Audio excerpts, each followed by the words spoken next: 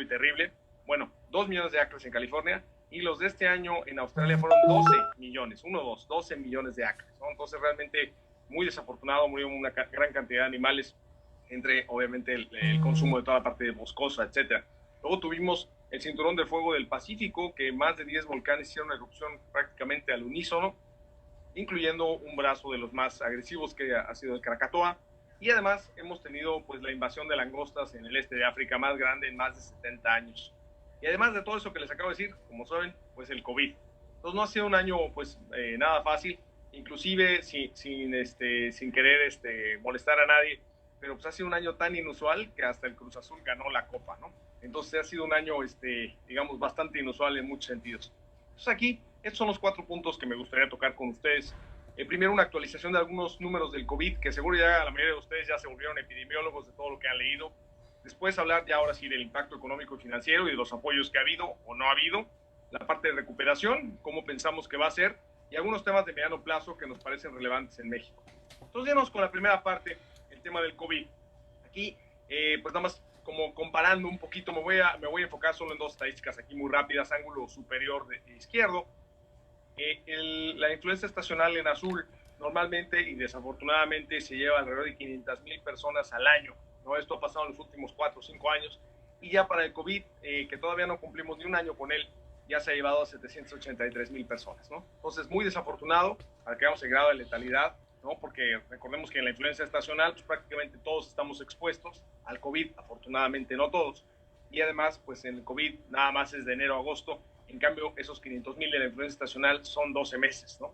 Entonces eso es muy importante. Y en el ángulo inferior derecho es independientemente si se cumple la tasa de mortandad o no, y independientemente de muchas cosas, del número de pruebas que se están haciendo, una tasa que se ha respetado es la tasa de hospitalización, que para la influenza estacional es 2% de los contagiados, y para COVID se ha establecido alrededor del 19% alrededor del mundo, y eso ha sido bueno desde el punto de vista en que se ha podido al menos hacer que no se colapse el sistema de salud en muchos lugares. Yo creo que eso es bien, bien importante de hacer hincapié. Y de aquí me voy a muchas de las gráficas que ustedes ya bien conocen, que son el número de contagios en la parte de arriba y el número de fallecimientos muy lamentables en la parte de abajo. Primero el mundo en extrema izquierda, en Estados Unidos en medio y México en la extrema derecha. Aquí me voy a enfocar rápidamente en Estados Unidos y México.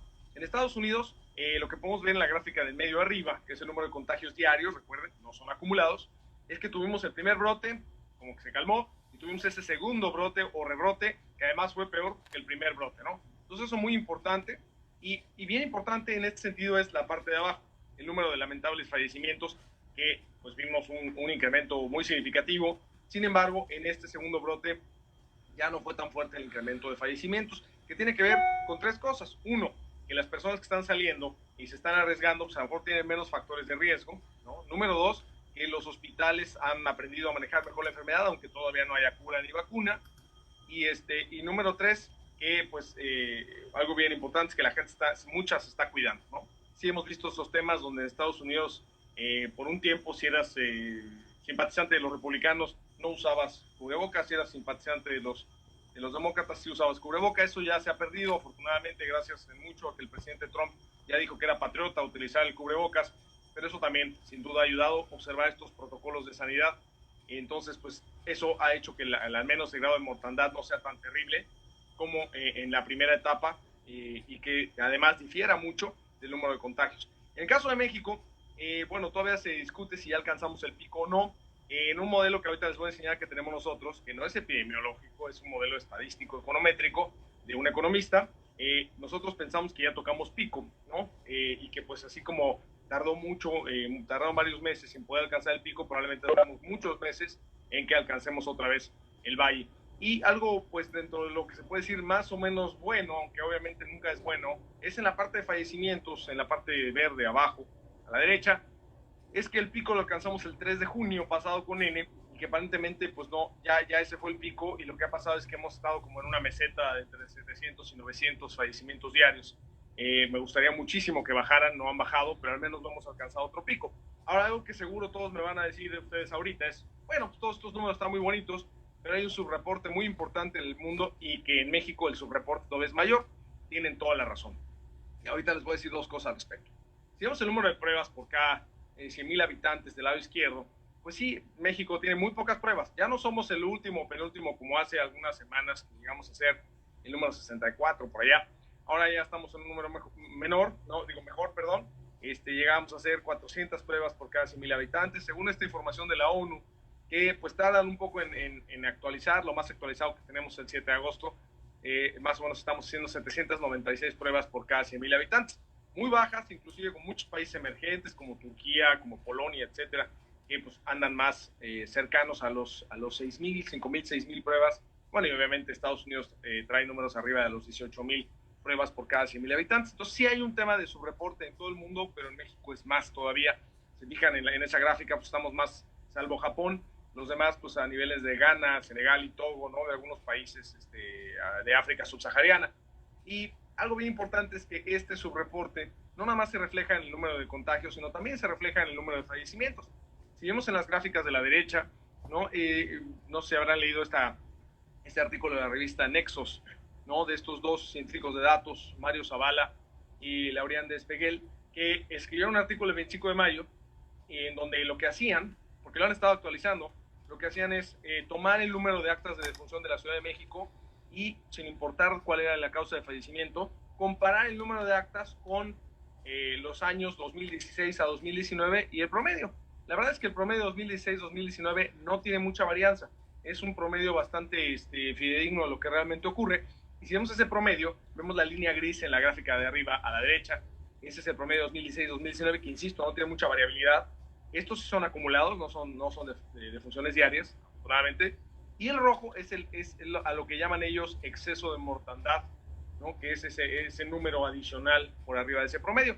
Y si vemos el diferencial entre la gráfica, entre las líneas roja y gris, está en la gráfica del ángulo inferior derecho, y ya para el mes de agosto, de manera acumulada, ya van 28,114 muy lamentables defunciones, ¿no? Y si vemos cuántas han sido reportadas al día de ayer en la conferencia de prensa del subsecretario López-Gatell, en la Ciudad de México solo van acumulados 9,890. Entonces estamos hablando prácticamente que 3 veces más es lo que desafortunadamente se ha incrementado la mortandad en la Ciudad de México de lo que realmente se reporta, y pues tiene mucho que ver, insisto, con la falta de pruebas. Muchas veces me han dicho personal administrativo y médico de hospitales del sector público, del sector salud público, y lo que me han dicho es que tienen pocas pruebas, son muy limitadas. Entonces, cuando alguien fallece, que parece ser de COVID, pero no le pueden hacer la prueba, o sea, la tendrían que hacer, y dicen, bueno, ¿qué hago con esa prueba?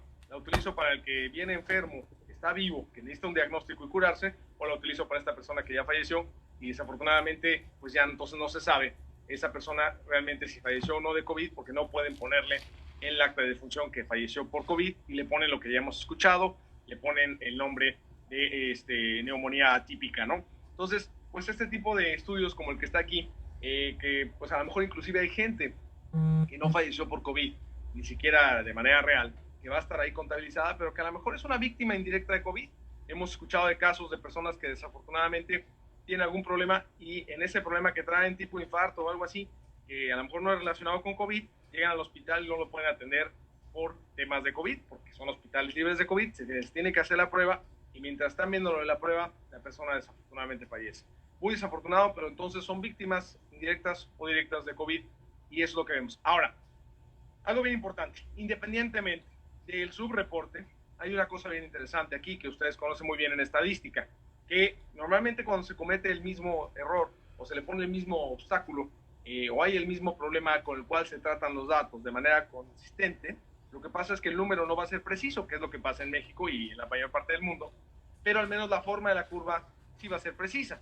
Y si vemos un poco cómo se está comportando esa mortandad acumulada, ¿no? De 25,223 en julio, 28,114 al 2 de agosto, que es la última actualización, vemos que cada vez fallecen menos. Entonces pareciera ser que sí, efectivamente la curva, lo que nos está diciendo es que sí, en junio, el 3 de junio alcanzamos el pico, y hacia adelante pensaríamos que el número de fallecimientos debería de bajar. Entonces esperemos que así sea, pero esto es un poco importante que quería yo mencionarlo.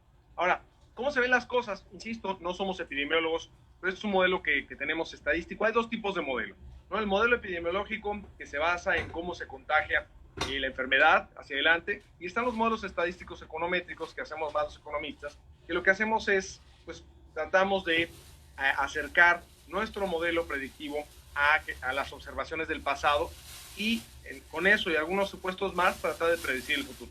Entonces, en este caso, por ejemplo, en este modelo, esto es el número de contagios, no de fallecimientos. Número de contagios diarios, es decir, no son acumulados, y los puntitos rojos es las observaciones, ¿no? Lo que se ha visto hasta el día de ayer, en la noche, en la conferencia del subsecretario López-Gatell, y el azul es nuestro modelo.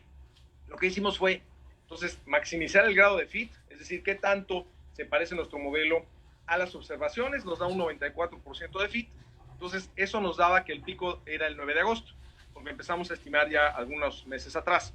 Entonces, ojalá y el pico haya sido alrededor del, no exactamente el 9 de agosto, porque el pico sabemos, como está en la tabla derecha, y hasta ahorita el pico de contagios diarios fue 9.556 el pasado 1 de agosto. Pero bueno, alrededor del 9 de agosto pudo haber caído, ¿no? El 1 de agosto, según nosotros ya alcanzamos el pico, y aquí en adelante viene una pues larga caída, ¿no? Lo que hicimos fue tomar cómo ha sido la caída de otros países como Estados Unidos, Italia, España, sin tomar en cuenta el rebrote, ¿no? Y lo que hicimos fue ponderar por la población, ponderar por los servicios de salud y ponderar por qué tan grande es la población. La población de México, como saben, es mucho más joven que la de Estados Unidos y muchísimo más joven que la de Italia y la de España. Entonces, con eso hicimos el regreso, ¿no? Y pues, desafortunadamente, hasta ahorita, pues se ve que el regreso va a ser bastante largo, ¿no? Nosotros estamos pensando que podemos estar hablando de COVID, pues todo este año y gran parte del año que entra, ¿no? Aunque realmente pues, baje el número de contagios y baje el número de fallecimientos. Ahora, lo que hemos visto en nuestro modelo es que se ha caído un poco más rápido el número de contagios de lo que nuestro modelo sugiere. Esto es malo para el modelo, pero es bueno para lo que queremos ver, ¿no? Entonces vamos a seguir ajustando nuestro modelo y con todo gusto les platicamos cómo vamos hacia adelante. Ojalá y lo que se vea es que realmente baja al menos a la misma velocidad que subió, porque lo que nos sugiere, lo que hemos visto en otros países, es que baja más lento de lo que sube, ¿no? Entonces, bueno, es un poco la información hasta ahorita y lo que nos invita un poco también el modelo, independientemente si se cumple o no, porque lo hemos estado comparando con otros modelos como Health Metrics y el de MIT y el de Johns Hopkins, es que pues vamos a tener que coexistir con el virus, ¿no? Vamos a tener que vivir con él y para vivir con él de manera adecuada, pues ya sabemos qué hay que hacer, observar los protocolos de sanidad, utilizar cubrebocas, sana distancia, lavarse las manos 14 veces por hora, ¿no? Pero bueno, entonces usar a distancia llegó para quedarse. Pues ahora, algo bien importante es que no hemos visto que se ha colapsado el sistema de salud, al menos con estas gráficas. Ahorita digo una crítica a estas gráficas, porque no nada más el número de camas disponibles, sino también se necesita el personal capacitado para estar ahí y esas gráficas pues no nos la proporcionan. Pero, por ejemplo, en lo que vemos en camas de hospital general, en los hospitales COVID del lado izquierdo, es que, por ejemplo, algunas entidades como Estado de México y Ciudad de México estuvieron pues, prácticamente cerca del 70% de utilización. El Estado de Tabasco también por varias semanas estuvo ahí. Afortunadamente han bajado. Si vemos la disponibilidad de camas con ventilador mecánico del lado derecho, también vimos también Ciudad de México, Tabasco, Nayarit, inclusive Sinaloa, estuvo algunas veces en la parte más alta. Nuevo León ya va varias semanas que está ahí. Colima se ha estado aproximando. No ha dejado el gobierno que pues, se brinquen o ha tratado de que no se brinque el 70% de ocupación para dejar mínimo 30% de disponibilidad, aunque algunas semanas algunos estados sí se han brincado eso, se han estado dando más camas, etcétera. Entonces, al menos falta las gráficas y la información de cuánto personal capacitado está disponible para el manejo de esta enfermedad y sobre todo de los ventiladores. Pero al menos, por ejemplo, en el caso del ventilador mecánico, si vemos la infraestructura con la que contaba México en el mes de marzo, contábamos con cerca de 2.600 ventiladores mecánicos. Hoy por hoy, camas con ventilador mecánico hay 10.478. Entonces se han llevado a cabo muchas compras y también se han llevado a cabo pues bueno, también hemos recibido regalos de otros gobiernos, ¿no? Como el de Estados Unidos, inclusive China y algunos de países europeos.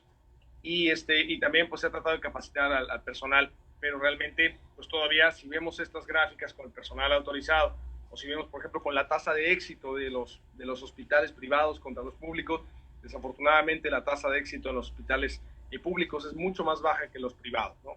Y cuando uno es intubado, desafortunadamente, la probabilidad de salir es bastante baja, menor al 20%, desafortunadamente, ¿no? Entonces sí hay varios temas aquí que hacer, pero al menos estas gráficas nos dan un indicio de que no se ha colapsado el sistema de salud, como lo que ocurrió en Guayaquil, en Ecuador, o en algunas localidades en la Toscana, en Italia.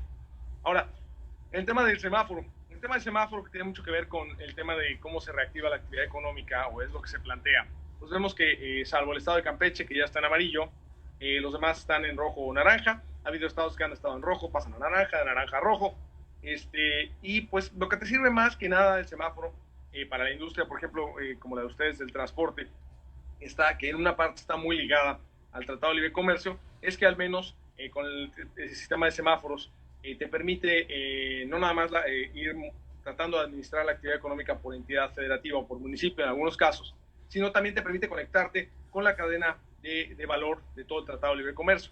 Creo que eso ha sido lo más valioso del tema de semáforos, porque el tema de movilidad, vemos que, por ejemplo, a nivel nacional, con las búsquedas de ruta en Apple Maps, que vemos que es uno de los indicadores que seguimos, que nos da información prácticamente diaria, del lado derecho, vemos que la movilidad que se colapsó cuando se instrumentaron todas estas medidas de confinamiento alrededor del 20 de marzo, 24 de marzo para ser precisos, en la gente que va manejando o caminando, que son las líneas negra y gris, prácticamente ya estamos casi en niveles pre-COVID, mientras que las que viajan en transporte público todavía están lejos de pre-COVID. Ahora, si esto lo vemos por estado, la verdad es que, por ejemplo, en el estado de Tabasco, realmente la movilidad nunca se cayó. Entonces, lo que vemos mucho ahí es que, pues por eso han tenido este tema de contagios y de funciones muy lamentables, mucho más fuerte que otros estados de la República, mientras que la mayoría de los estados sí guardaron el quédate en casa, al menos por algunos meses, ¿no? Entonces, importante para la actividad económica, pues dar seguimiento a este tema de búsqueda de rutas de Apple Maps. Nos ha dado buena información sobre qué tanto está recuperando la economía, que ahorita hablaremos. Ahora, en tema de la vacuna, me imagino que han escuchado bastante y han leído bastante, pues es de lo más importante, porque en la medida que no haya vacuna o no haya un tratamiento eficaz, pues desafortunadamente no vamos a volver ni siquiera a la nueva normalidad, ¿no? Entonces, lo que vemos es que la vacuna de AstraZeneca con la Universidad de Oxford es la que va mejor. Ya la fase 3 están cerca de terminar, por lo que ellos comentan. Recuerden que las fases son, pues mientras la fase es más avanzada, la aplican a un número mayor de personas con diferentes factores de riesgo y demografía. Pues van viendo que cumpla con los dos objetivos, que uno es generar el número de anticuerpos necesarios y dos, que no sea peligroso, ¿no? Ahora, lo que sigue es el uso de emergencias. La verdad, están siendo muy rápidos en dar las autorizaciones. Normalmente el uso de emergencias a lo mejor tardaría otros 3-4 meses y probablemente, o hasta 6, y en esta a lo mejor ya para noviembre, diciembre ya tendríamos esa parte. Después procederían a las aprobaciones finales y luego ya a la producción en masa, que de todos estos laboratorios me da mucho gusto que haya una carrera para tener esta vacuna y que haya laboratorios inclusive pequeños, que como el de Moderna en Texas, que también estén avanzando. Pero me da mucho gusto que sea un laboratorio grande como AstraZeneca, porque tiene la capacidad de producción pues, en masa y el mundo pueda contar con la vacuna lo antes posible. Dependiendo del epidemiólogo con el que ustedes hablen, para México se estima en estos epidemiólogos que con mucho optimismo pudiera estar en México alrededor de marzo del año que entra y con escenario base a que llegue más en los meses de junio y julio. ¿No? Entonces todavía falta bastante para que tengamos la vacuna en México, pero bueno, esperemos que ese sea el caso. Otro de los riesgos de los que se hablan es que desafortunadamente es probable que se junten la temporada normal de influenza con el COVID. Como los síntomas son muy parecidos en muchos casos, pues desafortunadamente esto complique mucho tanto el manejo del COVID como el manejo de la influenza. Entonces todavía siguen riesgos importantes para la economía global y para la economía mexicana, sin duda. Ahora de aquí me voy a la parte de impacto económico. En la parte de impacto económico, pues lo más fuerte es aplicar estas cuarentenas draconianas, ¿no? O sobre todo cuando es una enfermedad que no se conoce, y esto es lo que implica pues, un impacto económico muy fuerte. Entonces tuvimos este choque de oferta agregada, en donde pues, se inhibe la actividad económica por parte de las empresas, principalmente, ¿no? Y luego viene el choque al mismo tiempo de demanda agregada, ¿no? Porque muchas veces, inclusive aunque abras ciertos establecimientos, la demanda no llega, ¿no? Pero en este caso los choques fueron de los dos lados, tanto del lado de producción como del lado de la demanda.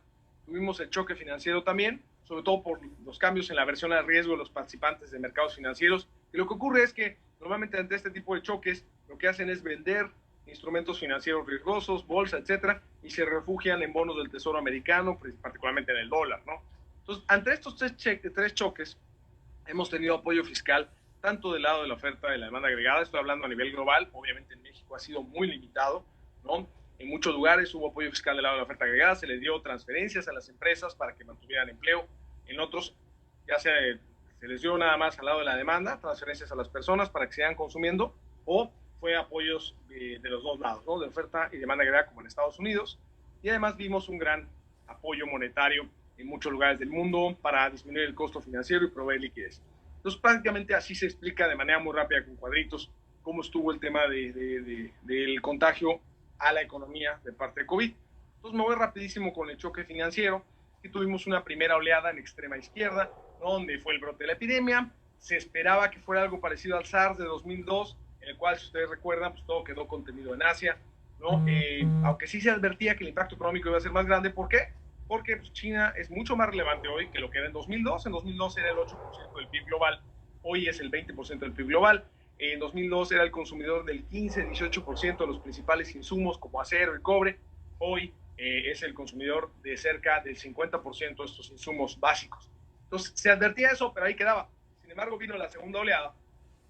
En esta segunda oleada, pues ya la epidemia se hizo pandemia, y además vino acompañada de una guerra de precios entre Arabia Saudita y Rusia, que afortunadamente quedó atrás. Ahora, la tercera oleada va a pasar, está pasando, bueno, afortunadamente, o sea, sí está pasando, ¿no? Porque ya vimos un segundo brote, que era parte de lo que se preveía, que era uno de los riesgos, se está materializando.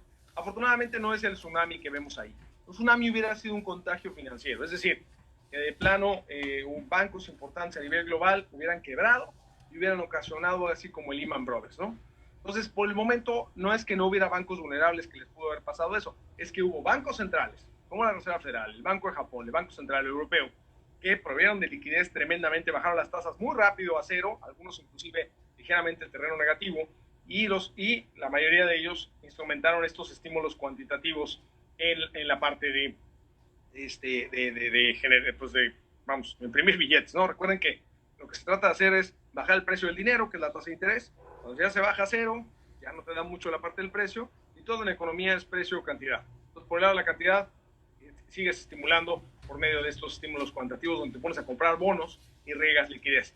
Esto cada vez lo han hecho de manera mucho más contundente, de una magnitud mayor, y además recuerden que han abierto estas ventanillas para que pues todas esas todos esos bonos que son elegibles para ser comprados prácticamente sean lo que sea. Entonces, esto ha ayudado. Entonces, nosotros no vemos que pueda haber esta ola de contagio financiero que se podría convertir en tsunami, porque ya está parada esa. Y pues, lo malo es que tenemos que seguir enfrentando los temas de la pandemia propia mientras no haya vacuna o tratamiento eficaz. Una ronda rápida por los mercados. Si vemos este índice de volatilidad VIX o VIX en el ángulo superior izquierdo, lo que vemos ahí es que se fue al máximo histórico, ¿no? En marzo al 82.7, y de ahí afortunadamente, aunque la volatilidad ha seguido muy alta, no está para nada en esos niveles. Inclusive con el rebrote que vimos está pues alrededor de 21.4, como está ahí, ¿no? Entonces la volatilidad, que va muy en línea con la caída de los mercados, porque sube mucho, y con la volatilidad en otros mercados como el cambiario, y abajo. Si vamos a los índices bursátiles en el ángulo superior derecho, lo que vemos ahí es que las bolsas al unísono cayeron prácticamente todas al mismo tiempo, y algunas se han regresado, o todas se han regresado, unas más rápidas que otras. Vemos, por ejemplo, el caso de China, que está en color amarillo, no tiene ningún tema racista, así salió. Lo que vemos que ya desde hace ya varias semanas ya está inclusive por arriba de lo que empezó el año su valor, quiere decir que ya tiene ganancias anuales. En el caso del S&P 500 en azul, en Estados Unidos también ya se recuperó por completo y ya tiene ganancias anuales. Y hay otras que pues todavía les falta bastante para mínimo recuperarse a los niveles que empezó el año, como es el caso de México, es el caso de Brasil y algunas bolsas europeas. En el caso de México estamos a un 90 el año. Entonces,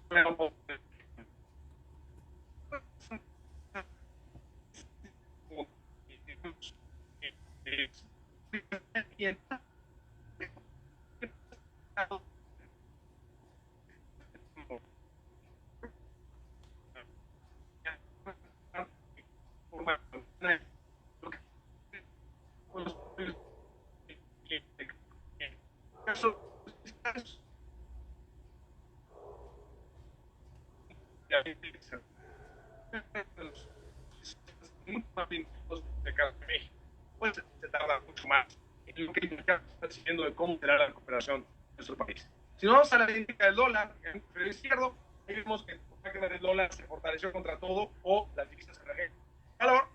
Y también de la misma manera como la volatilidad o los mercados accionarios han regresado, hay divisas como el euro, inclusive que ya están por arriba en su valor el año. En el caso del peso no, ni en el caso del real de Brasil tampoco, ni el real sudafricano. El peso está más o menos al 85% del valor con el que empezó. Ahí se ve muy claro casi el 15% que traemos de depreciación. Recordemos que el peso mexicano contra el dólar estaba en 18.90 a finales del año pasado y hoy nos encontramos alrededor de 22, 22.30 por dólar. Y en el caso del CDS, que es muy importante porque ustedes saben, es el valor de la prima de riesgo que pagan los inversionistas cuando compran un bono de un país por si no les paga. Pues si no les paga, compran un seguro. Este seguro es el Credit Default Swap o CDS. Y esto que se ve en la gráfica del ángulo inferior derecho es cuánto cuesta esa prima por ese seguro. Entonces vemos como, igual, estas primas de seguro, todas de los mercados emergentes se subieron en línea con el COVID, en línea con la volatilidad, etcétera. Y algunas sí bajaron, se han regresado, y otras se siguieron, porque sigue habiendo riesgos mucho más fuertes. Tal es el caso de Turquía, que se ve en amarillo, que se siguió, ¿no? El caso, por ejemplo, de Sudáfrica, de Brasil, sí bajaron, pero, por ejemplo, México, que está en rojo, Colombia, en ese color grisecito claro, lo que vimos es que llegaron a operar casi como si fuéramos un país de una sola B en calificación crediticia, como el caso de Turquía, o como Sudáfrica y Brasil, que son W menos, y se han regresado, ¿no? Entonces, hoy por hoy, ya México no está operando como un bono basura o un bono que perdió grado de inversión. Sí estuvo operando hace algunos meses, ya no. Hoy opera como Colombia. México es triple B, así a secas, salvo en Fitch, que sí es triple B menos, y bueno, con Moody's somos un poquito más alto, pero vamos, en promedio estamos en triple B a secas. Colombia es triple B menos, ¿no? Entonces Colombia está operando más o menos igual que México. Lo que está entonces el mercado diciéndonos es que México está operando como un nivel abajo de la calificación que tenemos, pero todavía con grado de inversión. O sea, si ustedes dicen, oye, es que el mercado está descontando que México pierde grado de inversión, no es cierto, no lo está pasando ya. México está operando como un grado de inversión, nada más un escalón abajo. Voy a revisitar este tema porque es muy relevante, pero sí quiero decirles esto. Ahora, en el caso bien interesante es que la digitalización que ha provocado, o el uso de todas las herramientas digitales como la que estamos usando, que ha provocado el COVID, pues ha hecho que el valor de mercado de estas empresas, estas 6 emisoras en Estados Unidos llamadas FAN, que son Facebook, Apple, Amazon, Alphabet, que es Google, Netflix y Microsoft, pues prácticamente hoy por hoy valgan casi, pues prácticamente más de 2.5 veces lo que valen todas las demás emisoras en Estados Unidos. Esas emisoras que les dije, en su valor de capitalización, están en la línea roja y en la línea gris todas las demás. Entonces, imagínense que el valor de capitalización de estas empresas es más de 2.5 veces. Obviamente aquí, seguro, hay una burbuja en algunas, no digo que en todas, ¿no? Ni a lo mejor la burbuja es completa, pero acuérdense que los economistas desafortunadamente sabemos cuando hay burbujas ya que se revientan. Como no se ha reventado, no sabemos si era burbuja o no. Lo que sí es que hay unas empresas aquí que seguramente como Amazon, etcétera, que les ha ido muy bien con la pandemia, de todo, pues la verdad es que es muy probable que no sea burbuja, y a lo mejor hay otras que sí pueden estar en este tema de la burbuja, pero en el mercado mucha gente compra las digitales al unísono, ¿no? Entonces sí es probable que haya burbuja en algunas de estas, y sobre todo mucho pues, están impulsadas también por todos los apoyos fiscales y monetarios que está habiendo. Entonces hay que tener cuidado con estas, pero pues por el momento hay unas que se siguen viendo muy bien porque han podido crecer inclusive con la pandemia, ¿no? Porque pues prácticamente mucha de la digitalización que a lo mejor habíamos adoptado en 5 o 10 años se está adoptando ahorita mientras platicamos. Ahora, ¿en qué se fijan los mercados y qué es lo que le va a dar la dirección al mercado? Seguro se fijan los mercados en la política económica, la política monetaria, la política fiscal, y a veces les dura unas horas o unos días si hay un anuncio de un paquete fiscal como el que se está negociando en Estados Unidos, sobre todo si se aprueba y depende de qué monto. Pero lo que más le da dirección al mercado son las políticas de salud pública, si se están imponiendo cuarentenas cuando hay rebrotes o ya no, se está permitiendo coexistir con el virus y tratar de promover el uso de cubrebocas, etcétera. O el tema de la evolución propia de la pandemia, si hay vacuna o no hay vacuna, cómo va evolucionando.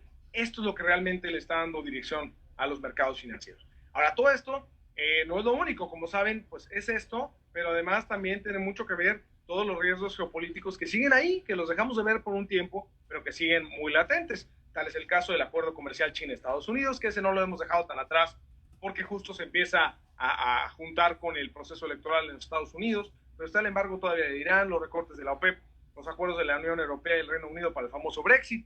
Hay bastantes más por ahí, pero me voy a enfocar en uno que sí nos importa mucho, que es las elecciones en Estados Unidos.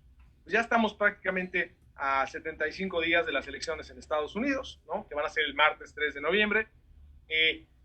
Las convenciones, pues ya esta semana estamos viviendo la convención del Partido Demócrata. Pusimos cancelada porque no ha sido presencial, realmente no fue cancelada, se está haciendo de manera virtual. Lo mismo pasará con la del Partido Republicano en Charlotte, que se canceló de manera virtual, presencial, se está haciendo de manera virtual. Y pues es una de las elecciones más divididas de la historia. Hay incentivos inclusive del presidente Trump para retrasar la elección. Él no quiere que la gente vote por correo. Aunque es un sistema de votación en Estados Unidos que lleva desde la guerra civil, pues piensa que va a haber fraude, cosas así. Es una elección muy polarizada. ¿Y qué se va a elegir en esa elección? Como ustedes saben, es el presidente para los próximos 4 años, con su vicepresidente, la totalidad de Cámara de Representantes, que son 435 curules, 1/3 del Senado, más 2 vacantes. Aquí, ¿por qué 2 vacantes? Bueno, porque desafortunadamente fueron senadores que fallecieron en el camino, como es el caso de John McCain, que ustedes conocen bien, y 13 gubernaturas, son 11 estados, y son 2 territorios. Los territorios son Puerto Rico y American Samoa. Entonces, esta es una elección muy importante. Y bueno, algo importante, si vemos un poquito los perfiles, aquí me voy a ir rápido, porque realmente sí quiero terminar de decirles todos los temas, pero lo bueno es que ustedes tendrán la presentación. El tema es que son candidatos pues con edad, digamos, son grandes, ¿no? Joe Biden tiene 77 años, es de 1942, lleva 50 años en el gobierno, ¿no? Pues de hecho son 49 los que lleva oficialmente el gobierno desde que fue senador del estado de Delaware a los 29 años, ¿no? Tenemos el caso de Donald Trump, 74 años, que prácticamente no tuvo carrera política hasta que ya fue candidato a presidente del Partido Republicano. Muy diferente la carrera política de Joe Biden contra Donald Trump. Joe Biden no es un gran candidato, no arrastra pasiones, ¿no? En los rallies, etcétera. Pero pues ahora no va a haber rallies presenciales, ¿no? Y al final, pues mucha gente está cansada de muchas de las cosas de Donald Trump. Vamos a ver cómo está. Ahora, vean, fotos de Biden ya, que lleva toda una vida de carrera política, ¿no? Nada más ahí para ustedes, por si no han visto fotos de Biden, pues en años atrás. Importante aquí, la distribución de los votos por colegio electoral. Como saben, la elección de Estados Unidos no es una elección de voto popular, sino se necesitan estos votos del colegio electoral. Los estados que más votos tienen, esto está ordenado no por orden alfabético, no por PIB, no por población, está ordenado por votos electorales, ¿no? Que bueno, están muy relacionados con el tema de población. El estado que más tiene votos electorales es California con 55, el que menos tiene, pues hay varios ahí de 3 votos, ¿no? Si lo ordenamos alfabéticamente es Wyoming con 3 votos. Recuerden que el total son 528 votos electorales y para obtener el triunfo se necesitan 270 o más, ¿no? Algo interesante que vemos aquí, porque están separados entre demócratas en azul, republicanos en rojo, y gris son los que llamamos swing states, ¿no? Son los estados que pueden cambiar, que esos varían. Algunos siempre son swing states en todas las elecciones prácticamente, pero hay unos que normalmente no son swing states, como es el caso de Texas, que normalmente es republicano, y en esta ocasión, como están las encuestas y como se ven las cosas, es muy probable que sea un swing state, ¿no? Entonces, si vemos los estados con mayores votos electorales en la extrema izquierda, curiosamente son los estados que tienen que o son demócratas o son swing states. Es como que los republicanos tienen muchos estados chiquitos, ¿no? Mucha chiquillada, como se dice vulgarmente, y no tienen estados grandes. Por eso la importancia de los famosos swing states. California, yo creo que va a ser demócrata, sin duda, ¿no? Pero sí, los demás, sí, van a ser swing states y van a ser muy importantes. Entonces, una elección bien complicada donde prácticamente la mayoría está diciendo que va a ganar Biden, pero vamos a ver cómo van, ¿no? Pero antes de ver cómo van los temas de la elección, yo creo que los grandes temas son estos 4: manejo de la pandemia, las tensiones con China, los planes de recuperación, los temas raciales, Black Lives Matter, y los temas estructurales también son importantes, en segundo lugar, como el tema de cambio climático, la reforma tributaria, los temas migratorios y restablecimiento de temas globales, ¿no? Como el Acuerdo de París, el acuerdo nuclear con Irán, las negociaciones de la Alianza Transpacífico, fondeo a la Organización Mundial de la Salud, el apoyo a la OTAN. O sea, como que esos son los temas secundarios, pero son un chorro de temas y además cada candidato los trae prácticamente en extremos, ¿no? De un lado es anti todo esto que estamos diciendo y del otro lado es pro esto. Entonces, muy dividida esta elección. Ahora sí, ¿cómo van? Bueno, si nos vamos a las encuestas en extrema izquierda, pues las encuestas ya desde hace muchos meses le dan el triunfo a Biden. Y si vemos el diferencial 50.2 contra 42.5, no es tan grande. Sí hay algunas encuestas en algunos estados que los diferenciales se van a 10, 15 puntos porcentuales, pero aquí no es tan grande. Y ahorita les voy a enseñar cómo estábamos en las mismas fechas, cómo estaban las encuestas de Hillary Clinton contra Trump en 2016. Y van a ver que la diferencia no es tanto, ¿no? O sea, no es tan diferente, valga la redundancia. Vamos a los mercados de apuestas que han sido mejores para pronosticar el triunfo de alguien en Estados Unidos en las últimas elecciones. En la parte en medio, el mercado de apuestas por meses le estuvo dando el triunfo a Trump, y a partir del muy lamentable asesinato de George Floyd en Minneapolis, ahí se voltearon, ¿no? Entonces ya el mercado de apuestas le da casi un 60% de probabilidad que gane Biden. Y si vamos a la parte de cómo aprueba la población al presidente Trump en la extrema derecha, pues a raíz de lo que pasó con George Floyd en Minneapolis, pues la desaprobación ha aumentado y la aprobación ha bajado, pero esto ya cambió de tendencia. De haber estado la desaprobación subiendo muy fuerte, ya no está subiendo, ya inclusive se está cerrando ese margen, y lo mismo pasa con el grado de aprobación. Y eso tiene que ver con que Trump ha sido muy bueno para cambiar, y tiene mucho que ver también con los apoyos fiscales. La gente en Estados Unidos está recibiendo dinero.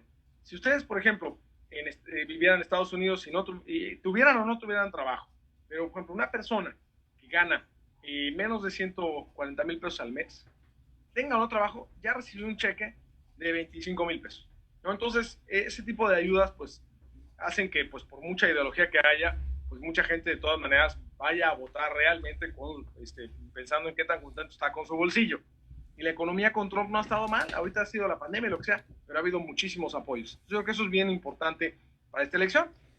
Vean cómo estaba en estas mismas fechas, cómo estaban las preferencias electorales de Trump contra Clinton. Clinton, recordemos, en azul, estaba con una mayoría, y lo que vemos ahí es que pues no estaba tan diferente, estaba como entre 7 y entre 6, 7, 8 puntos, tal como está ahorita.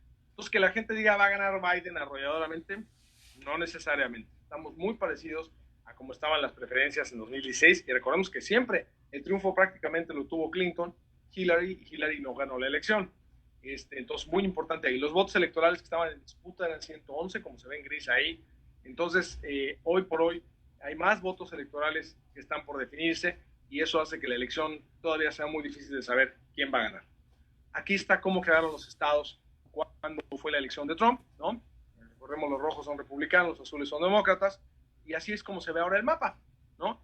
Mientras más azules son más demócratas, más rojos, más republicanos, y vean los swing states que están en gris, son muchos. Entonces, muy importante este tema de los swing states y ver cómo se está comportando. Y algo importante de estos swing states es que en varios de ellos la curva de contagios no ha cedido, ha seguido incrementándose. Si bien Estados Unidos ya parece que tocó pico, como vimos al principio, los contagios de COVID en muchos de estos swing states han seguido incrementándose. Esto podría ser negativo claramente para Trump. Ahora, los modelos, porque no nada más en las encuestas y las apuestas y la aprobación, los modelos, hay varios modelos, ¿no? Les hablo, por ejemplo, de los modelitos estos famosos de un historiador en Estados Unidos, que es Alan Lichtman. Él le ha pegado perfecto a las elecciones desde 1986, a todas. En la pasada, él pronosticó que ganaba Trump. En esta, él está pronosticando que gana Biden. Otro modelo interesante es el de Nate Silver, el de 538, que me imagino que han seguido. Él le da una probabilidad de que gane Biden de 72%, aunque él, recuerden que en la pasada no le pegó. Él todo el tiempo dijo que ganaba Hillary y no ganó. Hay otro, un profesor de ciencia política de Nueva York, que se llama Helmut Norpoth, que también le ha ido bastante bien. Fue de los pocos que pronosticó el triunfo de Trump la vez pasada.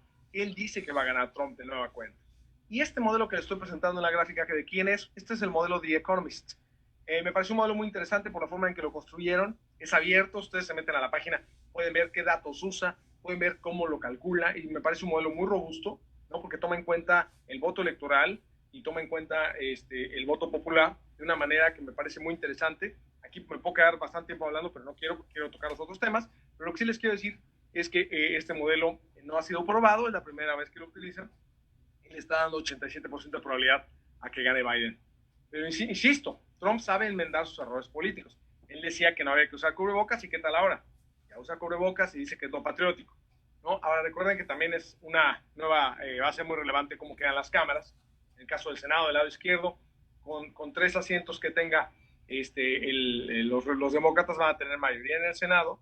En el caso de los representantes, ya tienen la mayoría de desde las intermedias, entonces simplemente se tienen que reforzar esos asientos, ¿no? Un poquito variables cómo se han comportado por periodos presidenciales de Nixon, y vemos que en general a la bolsa inclusive le ha ido mejor con los demócratas que con los republicanos, cosa que pensaríamos que no es normal, pero pues así ha pasado, ¿no? No es en Estados Unidos no está tan clara la relación política con las variables económicas, cada quien tiene su razón de ser, la mejor variable es el PIB, entonces el PIB prácticamente funciona más con el ciclo de negocios de Estados Unidos, más que realmente con cómo está cada cuatrienio o cada 8 años que duran a veces los periodos presidenciales. Lo mismo ocurre en la tasa de interés, esa pues responde a los ciclos económicos, no tanto a qué presidente están teniendo, ¿no? Y el caso del dólar es así, es interesante, porque este es el índice DXY, que es el dólar contra muchas divisas, y lo que vemos es que el comportamiento per se no lo explica la política, pero eso sí, en cada elección se fortalece el dólar, ¿no? Salvo en 2 casos, desde Nixon para acá, realmente todos los demás, normalmente en el periodo electoral se fortalece el dólar, y eso es algo importante para nuestro pronóstico de tipo de cambio, ¿no? Aquí es un poquito de las propuestas de campaña en temas de migración, de salud, de cambio climático, de impuestos. No me voy a meter con calma ahí. Lo que sí les quiero decir es que me preguntan mucho quién va a ser mejor para México, si Trump o Biden. Trump ha probado ser un buen contrapeso para la administración actual. Trump también ha sido duro en otras cosas. Y Trump pues es el que realmente fue el que propició que tengamos hoy el USMCA y el TEMEC. Entonces, mucha gente dice, mejor ya que se quede Trump. Trump puede ser buen contrapeso, el TEMEC o el USMCA es su bebé, lo va a cuidar, ¿no? Ya no va a haber este tipo de discusiones que tuvimos en todo este sexenio. La verdad, yo no estoy seguro. Yo creo que de contrapeso sí ha sido buen contrapeso, pero veo a Biden también como muy buen contrapeso. Tal vez no con tuitazos, con telefonazos, con cosas muy agresivas, pero sí de manera mucho más institucional. Si una empresa estadounidense sufre un agravio de parte de la autoridad en México, a veces Trump no ha dicho nada, en cambio Biden yo creo que sí va a ser alguien mucho más fuerte, pero del lado institucional, organizando un arbitraje internacional de manera legal, etcétera. Entonces yo creo que puede ser muy buen contrapeso, inclusive mejor que Trump. Y del lado del TEMEC y USMCA, la verdad es que Trump quiere eso, él es un nacionalista. Entonces no creo que le interese mucho que se quieran quedar empresas en México. Si están enojadas y se quieren a Estados Unidos, él más contento.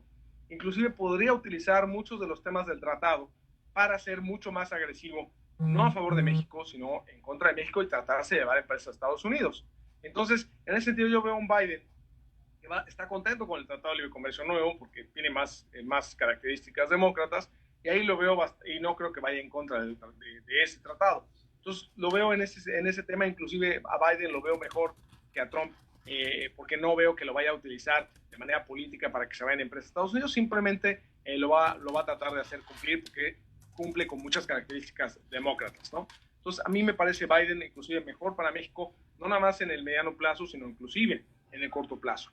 Ahora, punto importante, ¿cómo está ese izquierdómetro de los demócratas, ¿no? ¿Cómo está Biden con respecto a cómo votan los demócratas? Este izquierdómetro lo publica The Economist, y lo que hace es evaluar políticas de derecha del lado positivo hasta 1 y las de izquierda hasta -1, las más radicales. Así han estado las votaciones de los demócratas de 1973 a 2011, donde acabó de ser senador Biden, y lo que vemos es que Biden prácticamente estuvo ahí casi en el medio. Entonces no es alguien muy radical, sino es alguien que pues, vota más o menos en la media de los demócratas. Es importante saber cómo ha votado y qué ideología tiene en ese sentido, ¿no? Ahora, algo importante, ¿qué espacio va a tener Biden para sus políticas? Porque normalmente los demócratas pues implican mayor intervención gubernamental, y pues hoy por hoy, en la opinión de las personas, con este poll ¿no? que lo hace James Stimson, lo que vemos es que hay más espacio para que el gobierno intervenga en la política en Estados Unidos, y eso le va a dar más espacio a los demócratas y a Biden de poder hacer sus políticas sin ser, digamos, tampoco radicales, ¿no? Y hasta socialistas. Esta gráfica se ve muy vieja porque así la pone como televisión antigua, pero me parece importante. Si vemos en otro de los temas importantes de la elección, que son cómo está el tema global, vemos que China pues cada vez ha contribuido más a todo el presupuesto de la ONU, mientras que Estados Unidos no ha incrementado sus donaciones desde el punto de vista del porcentaje de todo el presupuesto de las Naciones Unidas. China cada vez ha tenido más peso en las Naciones Unidas en cuanto a los ingresos que le da. Y si vemos las votaciones, por ejemplo, uno de los puntos más importantes del uso de poder a nivel global es en el Consejo de Seguridad de la ONU cuántos vetos, no cuántos votos, cuántos vetos utilizan. Si fijan, los 80 prácticamente era Estados Unidos, y un poquito bueno, antes la Unión Soviética, Rusia ahora, y poco a poco China, que está también aquí en amarillo, ha sido cada vez más relevante. Entonces, China ha utilizado inclusive ya más sus votos que los Estados Unidos en los últimos años, entonces sí ha utilizado ese derecho de veto más, entonces China cada vez está más presente en la parte global, y yo creo que en ese sentido Biden no creo que sea tan diferente a Trump, nada más probablemente quite los aranceles y así, pero no creo que vaya, vamos, siga siendo duro con China desde el punto de vista de la propiedad intelectual, pero de ahí a tener una confrontación con China a nivel comercial o de otro tipo, no lo vemos en ese sentido, ¿no? Ahora, para México, ¿qué puede ser? Pues yo creo que algo importante de las posturas es relación con China. Pues Trump va a seguir con una relación muy mala con China, eso puede inclusive ayudar un poco a México, desde el punto de vista que más cadenas de valor se vengan a México, más plantas. En el caso de Biden, pues va a ser menos conflicto, entonces esa parte no va a propiciar tanto, pero él es más pro comercio internacional en lugar de ser nacionalista. En el caso del TEMEC, ya más o menos lo comenté, y en el caso del contrapeso con la administración actual, pues nosotros pensamos que Joe Biden tiene pues mucho más, puede ser un mejor contrapeso, inclusive Joe Biden pues va a ser contrapeso, inclusive en los temas de energías limpias. Eso pues puede ser un punto interesante, diferente a la parte de Trump. Ahora, un punto es que a la gente pregunta si qué tanto respeto le tiene nuestro presidente a Trump, si es a Trump o es a la figura presidencial, ¿no? Entonces, en ese sentido, pensamos que Trump pues, es más bully, es mucho más agresivo, pero de todas maneras pensamos que le va a tener bastante respeto a Biden si llega a ganar. Biden, que insisto, todavía no está claro quién va a ganar, ¿no? Yo creo que es un punto bien importante. Aquí hay unas gráficas, cómo se ha comportado el tipo de cambio peso-dólar con las diferentes administraciones en Estados Unidos. Realmente sí vemos el fortalecimiento del dólar en los procesos electorales, fuera de eso no vemos correlación. En el PIB de México, pues el PIB de México sí está muy relacionado con los temas de cada sexenio, pero no con los temas de cada cuatrienio de Estados Unidos. La bolsa en México pues, también ha estado más relacionada con la bolsa en Estados Unidos, le ha ido mejor con los demócratas. Y pues ya terminando con el tipo de cambio, no terminando todo, todavía quiero decirles, son unos temas de actividad económica en México, me hacen muy relevantes. Pero aquí, algo muy relevante lo que les decía yo, pero todavía más gráfico. Del lado izquierdo es el DXY, el índice del dólar contra muchas divisas, y vemos que de Jimmy Carter a 2016, a la pasada de Trump, salvo en dos ocasiones, siempre en el periodo electoral se fortalece el dólar, independientemente de lo que esté haciendo la Reserva Federal, como se ven las flechitas ahí, subiendo, bajando tasas, dejándolas igual. Entonces ahí lo que vemos nosotros es el tipo de cambio para final de año lo vemos en 22 pesos por dólar, para el año que entra lo vemos en 21, pero en el Inter de aquí a allá vemos muchísima volatilidad. Vemos que inclusive podríamos llegar arriba del 23.50, 24.50, inclusive arriba del 25 de aquí a esa fecha por la volatilidad que se puede generar. Pero no vemos el tipo de cambio que para allá se dirija de manera tendencial, porque vemos que una vez que ya sea nos acerquemos al 3 de noviembre o que pase el 3 de noviembre, el tipo de cambio se dirigirá hacia 22 pesos por dólar, ¿no? Ahora, ya vimos el choque financiero muy ad nauseam, porque inclusive tocamos la parte de elección de Estados Unidos, pero voy rápido con los choques de oferta y demanda agregada, ¿no? Aquí, pues en México, ¿por dónde llegó el COVID desde el punto de vista económico? Pues llegó por el comercio internacional. Vemos cómo las importaciones y las exportaciones a tasa mensual del lado izquierdo se cayeron 37%, 22%, cosas que nunca habíamos visto, pero esos son los sectores que más les afecta, que les afecta primero, pero son los primeros que se recuperan. Ya vemos las exportaciones como la recuperación que tuvieron ahora en junio fue casi de 76%, en el caso de las importaciones de 22%. Vemos como el comercio internacional en general, si sumamos exportaciones e importaciones, se llegó a caer 52% en abril y ya estamos con una caída, todavía es caída, de 17%, pero ya está recuperando. Entonces, este es bien importante para explicar cómo nos empezó a impactar COVID del lado económico. Antes de los cierres y los confinamientos en México, fueron los cierres y confinamientos en Asia, en Europa y en Estados Unidos los que nos afectaron. ¿Qué bienes afectaron? Pues todo lo que está aquí, muchos inclusive relacionados con su industria, maquinaria eléctrica, vehículos, verduras, todo. Entonces fue 80% del total que estuvo afectado y que ya afortunadamente se está recuperando, todavía no del todo, pero ya está recuperando. Ahora, el tema es pues, que sí, el golpe al PIB ha sido tremendo. Vean esta portada del New York Times del 31 de julio, un día después de que se publicó el PIB en Estados Unidos, con esa caída de 32.9%, ¿se acuerdan? Pues ahí se ve esa fuerte caída, prácticamente abarca toda la columna número 8 del periódico, ¿no? Y aquí lo vemos de diferente forma. China, Eurozona, Estados Unidos y México. Muy rápido, China se cayó el PIB en el primer trimestre 6.8%, pero ya vimos cómo ya hubo un incremento de 3.2% en el segundo trimestre. Quiere decir que todo el impacto lo tuvo en el primer trimestre.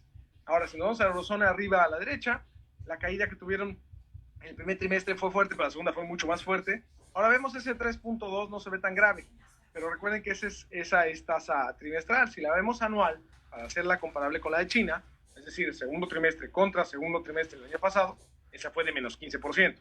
Vamos a Estados Unidos, donde ese famosísimo menos 32.9, ese, acuérdense que es trimestre a trimestre como en Europa, pero además es anualizado. Entonces, si lo desanualizamos, ya no nos da 32.9, nos da 9.5. Y si lo hacemos comparable año a año, como el 6.8 negativo de China o el 3.2 o el menos 15 de la eurozona, sería menos 9.5. Ese es el correcto para hacer las comparaciones. En caso de México, el menos 17.3 trimestral, el correcto para comparar estos es el menos 18.9 anual. Entonces, sí se ve muy claro cómo a China le pega el primer trimestre, a Europa parte el primero, parte el segundo, Estados Unidos prácticamente todo el segundo, México todo el segundo trimestre es el impacto económico. Si vemos los pronósticos del PIB, del Fondo Monetario Internacional del lado izquierdo, seguro ya los vieron, no me voy a detener ahí mucho, mejor me detengo en la parte de la derecha, que es así, no todo el mundo la hace, es una gráfica que hacemos nosotros con base en los pronósticos del Fondo Monetario, y vemos cómo son los países que están en contracción económica. De los 80 para acá ha habido 24 países, no en promedio, sino en mediana, ¿no?, que han estado cada año en contracción económica. Vemos que en la crisis de 2009 fueron 91 países. Imagínense la extensión geográfica que tiene esta crisis, que ahora van a ser 157 países, de los casi 200 que forman parte de la ONU y del Fondo Monetario, que van a estar con contracción económica. Entonces, nomás para ver qué tan, no nada más la magnitud, sino la extensión geográfica de esta pandemia.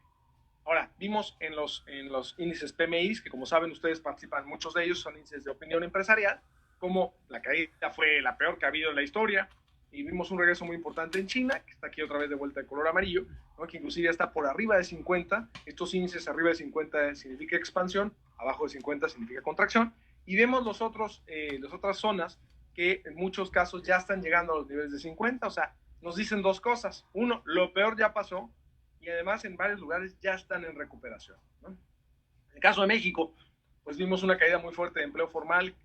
No veamos los números en rojo porque esos están desestacionalizados, veamos los que son en negro, que son los reales. Tuvimos una caída en abril de 555,000 empleos, en mayo ya nada más de 345, en junio 83,300 y en julio de 4,000. Entonces, realmente lo peor, también lo que nos está diciendo, no es que estemos recuperándonos, todavía no, pero lo peor pasó en abril y en mayo.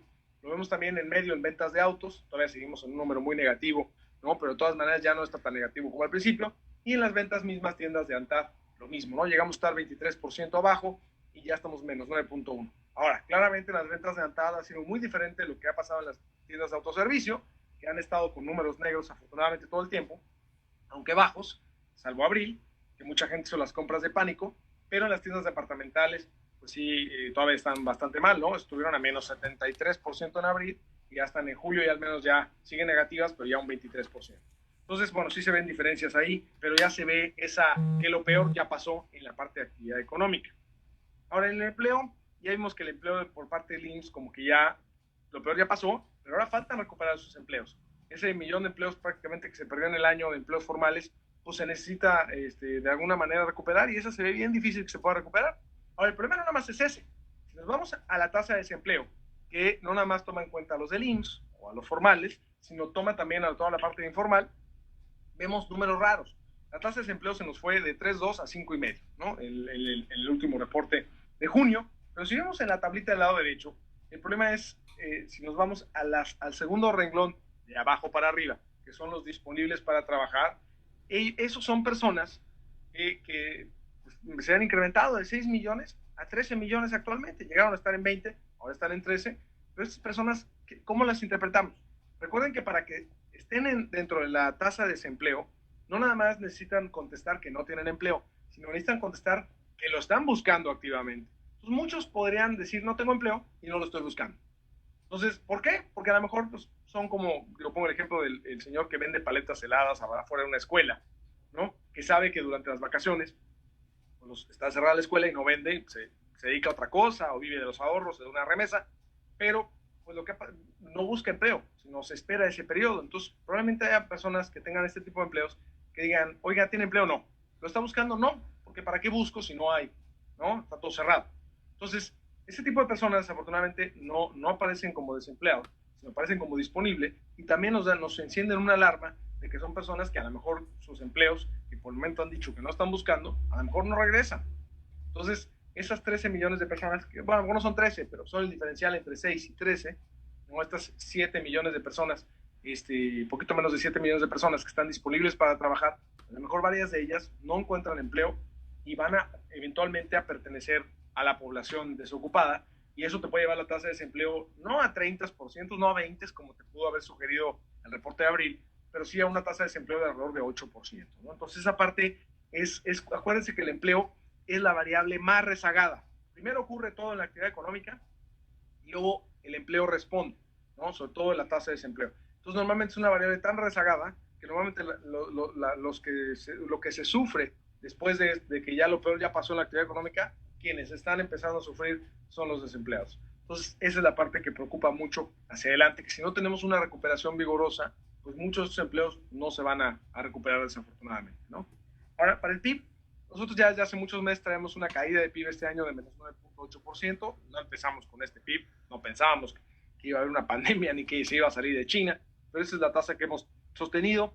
Si ven del lado izquierdo, que es la forma de oferta agregada, está muy concentrada la caída en la producción industrial, menos 12.3%, que tiene mucho que ver con la parte manufacturera, que fue lo primero que se impactó, aunque sea lo primero que se reactive, pero también ahí está la construcción, está la minería, está la parte de servicios en segundo lugar, menos 9%, porque hubo servicios que sí pudieron seguir funcionando, otros que inclusive les fue mejor, como la parte de entrega de comida a casa o entrega de cosas a casa, y muchas empresas que pudieron trabajar con home office, pero pues, también están todos los temas de restaurantes, hoteles, etcétera, que desafortunadamente, pues inclusive hoy por hoy no se han recuperado, pero para nada, ¿no? Y del lado de la demanda agregada, como estamos acostumbrados más en los libros de texto, del lado derecho, ahí pues el consumo privado es un espejo de la parte de servicios. La inversión tenemos una caída muy fuerte de menos 19.5% todo el año, que está muy ligada con la parte de construcción en producción industrial, ¿no? Y pues desafortunadamente no nada más con la parte de la pandemia, sino con la falta de clima de inversión, ¿no? Que ahorita hablo más de él. Pues el gasto de gobierno es negativo, no porque no esté gastando el gobierno, sino porque recuerden que cuando el gasto es más transferencias a personas, como la mayoría de los programas sociales, esto se contabiliza en el consumo privado y no en el gasto de gobierno. Por eso está del lado negativo, no es que sea negativo. Y exportaciones e importaciones, pues lo que ya vimos de la parte de comercio internacional.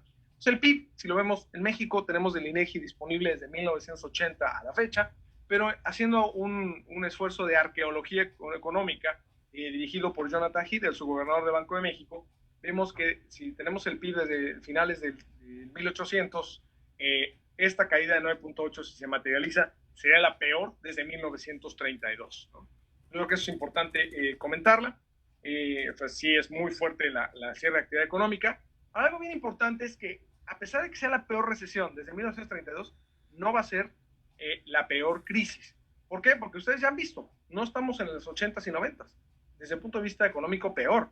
Pues desde el punto de vista financiero, no para nada. No estamos teniendo estas depreciaciones cambiarias en rojo de más de 300%, no estamos teniendo eso que jalara a la inflación en azul a niveles arriba del 150%, o que esto jalara a las tasas de interés, que además todas eran variables, ¿no? Arriba del 100%. Eso ya no está aquí. Pues es importante que veamos que México no es otro México al de los 80s y 90s. Es un México que ya no vive esto. Tener el banco, ustedes ya saben, ¿no? Tener un banco central autónomo, tener una ley de responsabilidad fiscal y hacendaria, tener un sistema financiero bien capitalizado. Recordemos que México fue el primer país que cumplió con Basilea III, ¿no? En todo el mundo. Es bien importante eso. Y número 4, el tema del régimen de tipo de cambio flexible. Entonces estas cosas nos ponen en otro canal. Sí, la peor recesión, pero no la peor crisis, y vale la pena eso sí mencionarlo, ¿no? Ahora, por primera vez, varios años de hacer análisis regional y estatal en Banorte, ya nos aventamos a hacer un pronóstico de PIB por región y por estado. Pues por región, si vemos aquí, la región norte, que en Banorte está comprendida por los estados de Coahuila, Durango, Nuevo León y Tamaulipas, sería la que más vaya a caer este año. Mucho tiene que ver con el tema manufacturero. Pues lo primero que pega muy fuerte. Lo bueno es que esta región norte, que pronosticamos un menos 13.7, va a ser la que salga primero y se recupere. Ahora, la que menos le va a pegar en el ángulo inferior derecho, la peninsular, la sureste, que que esa está conformada por los estados de Campeche, Chiapas, Oaxaca, Quintana Roo, Tabasco y Yucatán. Tenemos una caída de 6.3. ¿Por qué más baja? Por tres factores. Factor 1, lleva muchos años ya desafortunadamente cayendo, mucho por el tema de la producción petrolera. Este año, pues uno, el efecto de base te ayuda, ¿no? Tanta caída, pues ya no caes tanto. Dos, el tema de petróleo, que este año esperamos que no se caiga la producción por primera vez en muchos años, entonces al menos no le va a aportar algo positivo, pero no va a ser el lastre que ha sido en los últimos años. Y número 3, el tema de los proyectos prioritarios, particularmente la refinería de Dos Bocas, Paraíso en Tabasco, y el tema del Tren Maya, que ayudarán a que esto también pues, no sea tan grave, ¿no? Entonces es un poquito como vemos el panorama regional. Si no vamos a nivel estatal, están ordenados por orden alfabético para hacerlos comparables con la crisis anterior en 2009. El estado que más cae es el estado de Coahuila. Perdón si aquí hay personas de Coahuila. Yo viví en Coahuila unos años, le tengo cariño, no tiene nada que ver eso, pero sí vemos una caída de 21%, muy similar a que el estado que más cayó en 2009 también fue Coahuila, justamente por el tema manufacturero. El estado que menos va a caer, de acuerdo a nuestro análisis, va a ser el estado de Tabasco por las cosas que ya dijimos, ¿no? El tema del petróleo, el efecto de base y los proyectos prioritarios, ¿no? Aquí me puedo tener más, pero es más para ustedes. Me voy al apoyo monetario muy rápido para terminar con algunos temas de la recuperación. Los apoyos monetarios van más de 100 bancos centrales que han bajado su tasa de interés desde marzo. En verdecito está Banco de México y han utilizado 3 herramientas, tanto la baja de tasas, como está ahí, en el ángulo superior derecho, estos estímulos cuantitativos, ahí nada más está el del Fed, pero se han incrementado sus balances. Recuerden que cada vez que compran bonos, dejan liquidez en el mercado y esos bonos inflan los balances. Entonces, conforme los balances de los bancos centrales aumentan, significa que están inyectando liquidez. Y en el caso de las tasas, de la expectativa de tasas, que es lo que llaman forward guidance, que es la guía hacia adelante, no nada más están bajas las tasas, sino además dicen, por ejemplo, en el caso de la Reserva Federal, que van a permanecer alrededor de 0% de aquí al 2023. Son 3 herramientas muy importantes de política monetaria, que la tercera suena como no herramienta, pero sí es herramienta decir por cuánto tiempo piensas que las tasas van a permanecer bajas. En el caso de países emergentes, algo impensable ha pasado, ¿no? Que los estímulos cuantitativos, lo de comprar bonos y entregar liquidez, solo pasaba en los países desarrollados. Pues ya en esta crisis, ya Indonesia, Tailandia y más cerca aquí, en el caso de Chile, de Colombia y de Brasil, ya también están instrumentando estímulos cuantitativos. No vemos eso pasando en México. En México habría que cambiar la ley y además, pues la credibilidad con la que goza el Banco de México es fuerte, pero la credibilidad con la que goza el Banco de México con el gobierno actual no es tan fuerte. Entonces, si llegaran a tener que cambiar la ley para que el Banco de México comprara bonos gubernamentales, los inversionistas pensarían que ya se perdió la autonomía del Banco Central. Entonces, no vemos eso pasando en México. Ahora, la inflación en México, la verdad, está bastante controlada. Nosotros empezamos el año con un pronóstico de 3.6% para finales de año. La bajamos a 3.2%, como está en azul, pero lo bajamos por 2 razones. Uno, por la crisis, y 2, porque los precios de la gasolina se desplomaron. Pero si vemos justamente, por ejemplo, en el ángulo superior derecho, los precios de la gasolina que se habían desplomado, pues ya prácticamente estamos muy cerca de como estábamos en promedio al principio del año. Y inclusive los precios del gas LP ya están por arriba del principio del año, que era la parte que nos hacía pues, bajar el precio, bajar el pronóstico de inflación. Y la parte de la crisis normalmente le pega hace que los empresarios no puedan transferir sus mayores precios a los consumidores, y eso en los alimentos procesados no ha ocurrido. Veamos cómo en la gráfica del ángulo inferior derecho, las barras rojas es lo que ha contribuido a la inflación quincenal. Los alimentos procesados han contribuido más que las barras grises, que es el promedio de 2015-2019. Entonces, sí ha habido algo de efecto de depreciación cambiaria que los empresarios han podido transferir a los consumidores, y eso hace que pues entonces nos regresemos del 3.6 que habíamos pronosticado la inflación para fin de año, y lo bajamos a 3.2, ahora estamos en 3.7. Pero aún así está muy controlada. No estamos hablando de inflaciones bueno, olvidemos de las 80s y 90s, pero no estamos hablando de inflaciones arriba de 4 o 5% tampoco. Entonces, muy controlada, y eso lo que va a hacer es que Banco de México pueda seguir bajando tasas. El 13 de agosto pasado, la semana pasada, Banxico bajó la tasa de interés 50 puntos base a 4.5%, está en 4.5%, pensamos que la va a bajar este 24 de septiembre a 4%, otros 50 puntos base, y probablemente ahí ya la deje, porque va a ser difícil que siga bajando la tasa. Recuerden que a diferencia de otros países, en México cuando baja la tasa de interés demasiado, pues se pueden salir demasiados capitales, porque somos un país mucho más abierto, con una divisa que es la segunda más operada en mercados emergentes después del yuan de China. Entonces, eso hace que Banxico tenga que ser muy cuidadoso con este tema. En los apoyos fiscales, en el mundo ha habido apoyos fiscales sin precedentes, ¿no? Esa es la comparación de cómo están los apoyos fiscales de hoy. que además van directo a la gente. Los apoyos fiscales en 2008 a 2010 iban más a los bancos para rescatarlos. Esto es en el G20. Ahora, esto no toma en cuenta el paquete que a lo mejor se aprueba en Estados Unidos en esta o la próxima semana, y tampoco toma en cuenta el paquete que se acaba de aprobar en Europa de 750,000 millones de euros. Entonces todavía es más grande que ese 3.5 del PIB global. Probablemente estamos hablando ya cerca de un 4% del PIB global, que eso equivale como a unos 12, 13 trillones de dólares. Trillones anglosajones, billones de nosotros. Ahora, el tema aquí es que en México ha sido muy limitado. No tan limitado como muchos dicen que ha sido 0.5 del PIB o 1% del PIB. Es más, si un poco sumamos, si quieren no sumen todo, no sumemos a Banco de México ni al Consejo Mexicano de Negocios, que yo creo que han hecho un esfuerzo importante. Pero si vemos la pura parte de gobierno federal, es 1.6 puntos del PIB. Adolece, palidece ante lo que han hecho inclusive, no Estados Unidos, que es 15% del PIB, pero a lo que ha hecho Perú, o lo que ha hecho Chile, que va entre 6 y 10 puntos del PIB. Aquí ha sido muy limitado, desafortunadamente no se han ayudado a las empresas, no tanto para ayudar a las empresas, sino para preservar el empleo. Yo creo que si había un momento para endeudarse, para ayudar, era este, y los mercados te lo hubieran tomado bien. Lo que pasa es que para que lo hubieran tomado bien, el gobierno mexicano hubiera tenido que, por ejemplo, reasignar gasto de los proyectos prioritarios como Santa Lucía, Dos Bocas o Tren Maya, reasignar eso a rescatar la economía de la pandemia. Con eso, más endeudarse un poquito más, yo creo que los mercados lo hubieran tomado muy bien. No se quiso llevar a cabo esto y pues ha sido muy desafortunado porque muchas empresas, como ustedes saben, han estado enfrentando gastos sin recibir ingresos, pues no van a sobrevivir. Ahora, el tema fiscal, pues es un tema fiscal que se ha ido deteriorando porque, pues, aunque no se ha endeudado el gobierno, el tipo de cambio pues, ha subido la deuda. Aquí podemos explicar bastante, pero me voy a enfocar en dos cosas. Uno, este año el gobierno está utilizando los fondos de estabilización, que son para las emergencias. Estamos en una emergencia, no, yo no lo veo mal. El FEIP, el FEIEF, etc. Los está usando. Está extinguiendo algunos fideicomisos, muchos de ellos yo creo que está bien que se extingan, era dinero que estaba ahí sin utilizarse por diferentes temas. Yo creo que está bien también. El tema es que son ingresos no recurrentes, que no van a estar presentes en los próximos años. Y además tienes otros ingresos no recurrentes, como las estrategias fiscales fallidas de algunas empresas como FEMSA, Walmart, IBM, que pues, han tenido que pagar estos montos tremendos, donde a lo mejor está bien que los paguen si es que tenían que pagarlos, pero ¿por qué hacerlo en un momento tan difícil de la economía? Yo creo que ese es el cuestionamiento que se hace al gobierno, que en este momento pues, no era el momento de exprimir a las empresas, ¿no? Entonces, bueno, aún con todos estos no recurrentes, la caída de ingresos ha sido fuerte y lo que vemos es que veamos la gráfica del ángulo superior derecho, la deuda.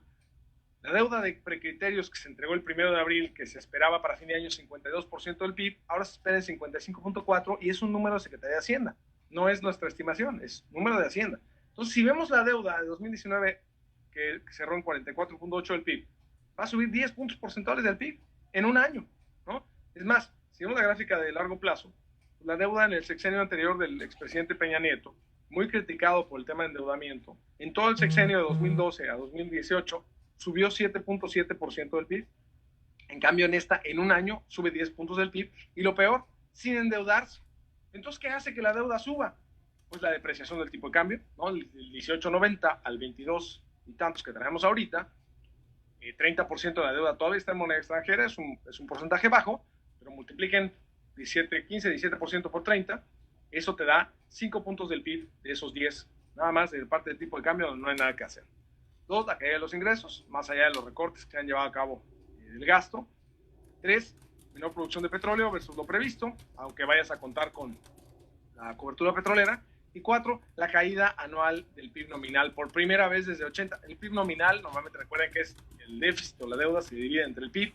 ¿Qué PIB? PIB nominal. El PIB nominal nunca cae, así cae en el PIB real, como ha pasado en tantas crisis. El PIB nominal no cae. En esta ocasión sí va a caer el PIB nominal. Entonces eso hace que también, pues si el denominador es más bajito, pues crezca el cociente, crezca la deuda, ¿no? Entonces, muy triste que sin endeudarte, sin ayudar a empresas, de todas maneras, tu deuda pública suba. Ahora, aún así, ¿qué va a pasar entonces me voy a saltar un poquito el tema de Pemex, me voy a ir directo a la parte de riesgo país ya para terminar y que tengamos algunos minutos de preguntas y respuestas. El riesgo país. A ver, México, la calificación de México del gobierno está en el escudo nacional, donde está el escudo nacional. Fitch nos tiene en BBB-, S&P en BBB, Moody's en Baa1, la calificación soberana. ¿Vamos a perder la inversión? ¿Cuántos dicen que lo vamos a perder este año o el que sigue? Yo creo que no. ¿Por qué? Pemex ya lo perdió. pero el soberano no, porque Fitch, por ejemplo, nos tiene a un escalón arribita de la línea punteada, que es el grado de inversión. Recuerden que si perdemos grado de inversión, muchos que compran bonos mexicanos, muchos fondos globales, pues pueden amar México y gustarles la tasa y todo, pero si nos quitan grado de inversión, tienen que salirse, vender y no pueden comprar, porque sus mandatos les piden tener bonos grado de inversión. Entonces, por eso es la importancia de quedarnos con el grado de inversión. Ahora, Fitch, que nos tiene a un escalón de quitarnos grado de inversión, ellos nos tienen en perspectiva neutral. Nos podrían cambiar a negativa, pero todavía no lo hacen. S&P nos tiene 2 escalones arriba de grado de inversión y Moody's 3, aunque S&P y Moody's nos tienen en perspectiva negativa, no neutral como el caso de Fitch. Entonces, ¿qué puede pasar? Yo creo que este año a lo mejor nos baja la calificación de S&P, nos baja Moody's un escalón, seguiríamos siendo grado de inversión. A lo mejor Fitch el año que entra nos cambia de perspectiva neutral a negativa, nos va a amenazar, a lo mejor inclusive nos baja, pero con 2 calificadoras que nos tengan grado de inversión, seríamos grado de inversión. Este año yo no creo que perdamos, el año que entra tampoco. Yo creo que el año clave es 2022. Y 2022 van a haber 2 cosas. Uno, es muy factible que el gobierno ya haya aprobado una reforma fiscal, pasando las intermedias el año que entra, que apruebe una reforma fiscal que se instrumente en 2022. Y 2, todos los países que sí se endeudaron para ayudar a la emergencia sanitaria, pues van a acabar mucho más endeudados que México. Entonces, en el relativo, eso nos puede ayudar a no perder grado de inversión. Entonces, yo creo que no, insisto, no vamos a perder grado de inversión este año, no el que entra. 2022 es el año clave donde a lo mejor nos salvamos por estas 2 cosas, ¿no? En el tema del crédito no voy a hablar mucho, nada más voy a decir que la parte de morosidad no hemos visto un incremento muy importante, salvo en los créditos personales. No son datos de Banorte, son datos de toda la banca, pero es probable que ahora veamos un incremento más importante en los próximos meses, porque estos acuerdos a los que se adhirieron muchos clientes, los bancos pudieron ayudar a sus clientes para diferir sus pagos, pues muchos no van a poder regresar a seguir pagando y probablemente la cartera vencida más o menos se vaya al doble de lo que estamos viendo ahí, que es muy manejable por los bancos. No vemos ninguna quiebra de bancos, sobre todo los bancos grandes, pero pues todos los bancos están muy bien capitalizados, todos tienen alrededor de, en promedio, un 15% de capitalización. Recuerden que Basilea 3 menciona que 10.5 es el mínimo como se instauró en México, entonces todos se ven bien, entonces no vemos un problema por ahí, simplemente pues, los bancos tendrán que lidiar con mayores. La recuperación, pues vemos la reapertura de la economía, pues algunas empresas que les ha ido bien, ¿no? Amazon, Netflix, las de llevar comida a casa, etcétera, Zoom, les fueron bien, impacto positivo inclusive. Impacto ligeramente negativo, pues las de autoservicios, las de algunas de comida. Impacto muy negativo abajo a la izquierda, pues claramente las que no pudieron operar y que pues ya pueden reabrir, pero pues, están siendo no tan rápido como quisieran, como las departamentales, restaurantes. Y impacto muy negativo, pues, toda la parte hotelera y de aerolíneas, que todo lo que implica la aglomeración, conciertos, va a tardar mucho tiempo en lograrse. Por eso, la recuperación no nada más va a ser la oferta que tanto el gobierno deja abrir todo, sino el uso y la observación de protocolos de sanidad y pues también que la demanda exista. ¿Quién va a querer ir a un concierto masivo por un buen rato, no? Se ve ahí como en la gráfica al lado derecho, es una encuesta que se hizo en Estados Unidos, ven que solo el 19% sí iría a un concierto. Entonces sí se ve no nada más un tema de oferta, de qué tanto se permitan hacer las cosas, sino claramente un tema de demanda. Lo que importa mucho en México, el turismo, nos preocupa mucho porque es casi 9% del PIB directo, pero indirecto es más, y pues desafortunadamente va a ser de lo que más se tarda en recuperarse. Y por eso vemos la recuperación en todo el mundo, no nada más en México, de la palomita de Nike, ¿no? Abajo a la derecha. ¿Por qué? Porque una parte, cuando todo cierra al mismo tiempo, pero a la hora de abrir, no abre todo al mismo tiempo. Hay cosas que abren, hay cosas que tardan en abrir, cosas que cuando abren no abren al máximo. Entonces esas recuperaciones van a ser todas en palomita de Nike. Ahora, a ver, como vimos en la parte de la bolsa, va a haber palomitas de Nike que se recuperen mucho más rápido y otras que tarden mucho en recuperarse. En México, a diferencia de las otras recesiones, donde veíamos recuperaciones bastante rápidas, veamos en los 80s y 90s, prácticamente la caída era de 5 o 6%, y el regreso era de 5 o 6% o más. En esta no vemos una recuperación tan vigorosa, parte por la falta de apoyos fiscales y parte por la naturaleza propia de la pandemia. Entonces, para el año que entra traemos un incremento de 1.8% del PIB nada más. Entonces, ¿cuánto nos vamos a tardar en recuperar el nivel de actividad económica que teníamos en 2018? Porque se fue el pico, 2019 ya tuvimos una caída. Lo que vemos ahí, las barritas verdes, son las tasas de crecimiento del PIB, ¿no? Antes de 2019 para atrás son las históricas, hacia adelante son pronósticos, y la línea roja es el nivel del PIB, ¿no? Entonces vemos cómo, por ejemplo, el lado izquierdo, que es un escenario optimista, con una tasa de crecimiento del 3% el año que entra, que no es del todo impensable. De hecho, el mercado piensa que vamos a crecer 3%, si ven muchas encuestas, pero si se mantuviera 2.5 en los siguientes años, que es difícil de ver, pues nos recuperaríamos al nivel del PIB de la línea roja de 2018 hasta finales del sexenio. O del lado derecho, que es nuestro pronóstico, que lo vemos pues, no tan optimista como el lado izquierdo, nos tardaríamos cerca de 10 años en recuperar ese nivel de actividad económica, ¿no? Entonces esa parte pues es muy triste y tiene mucho que ver con la falta de impulso a la inversión. Y a mediano plazo, justo ya me quedan muy pocas láminas. Aquí, bueno, el año que entra recordemos que tenemos elecciones en 15 estados, además de toda la Cámara de Diputados, además de muchos congresos locales y ayuntamientos. Entonces va a ser las elecciones más grandes que tenga México en mucho tiempo. Pero el problema es que normalmente, ¿qué pasa en los estados donde hay elecciones? Sobre todo, como que a partir de septiembre, octubre, desde este año, el presupuesto se frena un poco, ¿no? Porque se quiere, ya muchos gobernadores ya no quieren estar asignando facturas, etcétera. ¿Y qué pasa? Que a veces vemos una cierta derrama antes de las elecciones el año que entra, y eso a lo mejor no lo vemos. El cierre de cartera es probable que sí lo veamos, pero la derrama del año que entra no, porque pues, no, los estados no van a tener mucho dinero. Ya se está usando los fondos de estabilización, etcétera. El año que entra no van a, aunque tengamos recuperación, no se van a tener muchos ingresos ahí. Ahora, el problema es la parte de la inversión.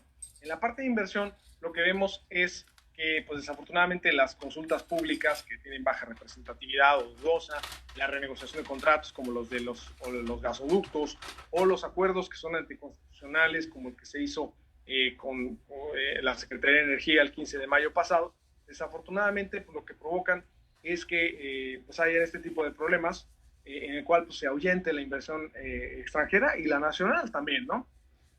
Lo que vemos es que, por ejemplo, todos los indicadores de confianza empresarial están bastante bajos. Empresas que han salido a comentar que cancelan sus proyectos de inversión. Vemos también que, desafortunadamente, pues, la inversión extranjera directa en la lista, por ejemplo, de los 25 países más atractivos para inversión extranjera directa, pues, estamos fuera, ¿no? En esta lista de Kearney, o A.T. Kearney antes, por 19 años estuvimos, ¿no? En los últimos 20 años, y este año ya no estamos. Entonces, pues eso puede hacer que la inversión extranjera pues baje, ¿no? Ojo, no estamos pensando en nada grave. Como la inversión extranjera en los primeros 10 años del siglo fueron 25,000 millones de dólares. Ya que estuvimos en el top 10 de esta lista de Kearney, se nos subió a 33,000 millones de dólares. ¿Qué va a pasar este año? Acabamos de ver el número. Estamos como en 17, 18,000 millones de dólares en el primer semestre. A lo mejor este año llegamos a 20. Pero recuperarnos más allá del 20 va a ser complicado, porque mucho es reinversión de utilidades. Las empresas que están en México ya se las saben para seguir aquí. Inclusive pueden invertir más. Pero nuevas inversiones, en la medida que no haya un mensaje pues, del gobierno, junto con los legisladores, que han estado sacando sus iniciativas desafortunadamente muy antimercado, ninguna ha prosperado. Pero estas iniciativas pues, espantan la inversión. Se puede arreglar y no se necesita dinero. Se necesita un mensaje contundente que no se van a cambiar las reglas de inversión. Pero desafortunadamente no lo hemos visto. Entonces esto por el momento, pues la inversión es lo más importante en una recuperación y no está presente. También tenemos el tema de los retos de seguridad, ¿no? El número de fallecimientos dolosos bajó un poco, en parte por el cambio de metodología en este sexenio, pero aún así, de los 48,900 que vamos hasta el momento en este sexenio, si los sexenalizamos, pues vamos a tener alrededor de 166,000 fallecimientos dolosos, más todo lo que ya sabemos, que no son cosas nuevas, hemos visto ya por muchos años. Entonces, esto es muy desafortunado, y sobre todo que el ejército, la Guardia Nacional para algunos se veía como una buena idea que pudo haber funcionado, pero desafortunadamente en lugar de estar atajando estos temas, lo que están haciendo ahora es que les han dado, pues, actividades no propias de las Fuerzas Armadas, como tener el tema migratorio, ¿no? En línea, o por ejemplo construir un aeropuerto, o ahora administrar los puertos y aduanas. Entonces, en lugar de estar haciendo lo que se supone que iban a hacer de estar en contra del crimen y mejorar el Estado de Derecho, han estado haciendo otras cosas. Entonces, aunque hubiera sido una buena idea, no han funcionado por el momento.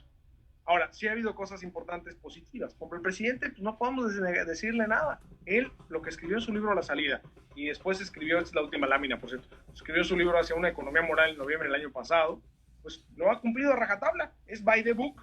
Entonces, todo lo que escribió ahí es lo que ha cumplido. La gente que votó por él votó por estos proyectos y los está haciendo. El problema son mucho las iniciativas de los legisladores. Por ejemplo, una propuesta de que le querían quitar las concesiones a las empresas mineras, las comisiones a los bancos, etcétera. Todas estas propuestas, ¿no? Destruir el sistema de las afores. Estas, aunque no han prosperado, que es un punto positivo que no han prosperado, pues sí han estado ahí en la mira y pues espantan, ¿no? Otro punto positivo, se honraron los compromisos de la cancelación del nuevo aeropuerto. Hubieran estado o no de acuerdo del aeropuerto, ese estaba en su libro, y se honraron los compromisos. Se dio apoyo total a la negociación y aprobación del TEMEC. Se han respetado los contratos legados de la reforma energética, los relacionados con el petróleo. El Poder Judicial, por ejemplo, en México nunca se había aprobado qué tanta independencia tenía. Ya vimos que sí es independiente nuestro Poder Judicial, porque no aprobó la extensión del periodo del gobierno del gobernador de Baja California, de Jaime Bonilla.